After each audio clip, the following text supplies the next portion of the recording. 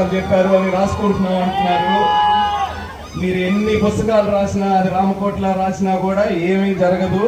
మేము మా పంతాలో అభివృద్ధి, అన్ని మండలాలకు అభివృద్ధి అయ్యేలాగా మా పని మేము చేసుకుంటూ వెళ్ళిపోవడం తప్పితే మీలాగా స్టేజీల మీద నిలబడి కక్షలు ప్రేరేపించేలాగా ఏది మాట్లాడడం. ఎలక్షన్ అయిపోయింది, అందరూ ప్రశాంతంగా ప్రజలందరూ ఎవరి పనిలో వాళ్ళు ఉండాలి అని అందరికీ చెప్పాలి. కానీ నేను వచ్చినాక నేను కక్ష తీర్చుకుంటా, మీ తాట తీస్తా, మీ సినిమా చూపిస్తా అంటే అవన్నీ అయిపోయినాయి. మీ సినిమాలు చూసే ఇప్పుడు 11కి వచ్చేసారు.